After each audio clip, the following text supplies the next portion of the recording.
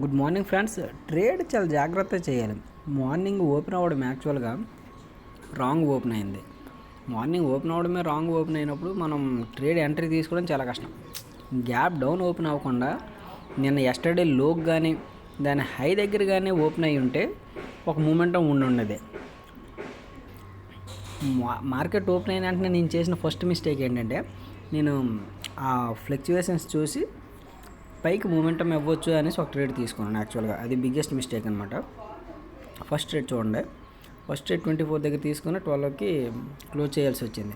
తర్వాత చిన్న చిన్న ట్రేడ్సే తీసుకోవాల్సి వచ్చింది. ఎందుకంటే మార్కెట్ ఆ ఫ్లో ఎప్పుడైతే బ్రేక్ చేసిందో కరెక్ట్గా మూమెంటం వస్తుంది అనేసి మరి ఎక్స్పెక్ట్ చేయలేమన్నమాట. అది ఆ మూమెంటం మరి రాదు, మనకు దొరకదు.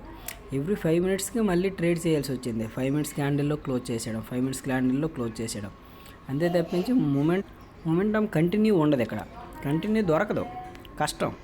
ఈరోజు మూమెంటం ఆఫ్టర్నూన్లో ఏమైనా దొరుకుతుందేమో కానీ మార్నింగ్ సెషన్లో అయితే అవి మూమెంటం దొరకడం చాలా కష్టం. పెద్ద క్యాపిటల్ ఏం కాదు, just small trades. That's for the today guys. Evening ఏమైనా ట్రేడ్ చేస్తే ఆ మూమెంటం ఏమైనా దొరికితే అది ప్రాఫిట్ లాస్ అనేది నేను ఈవినింగ్ వీడియో పెడతాను. బాయ్.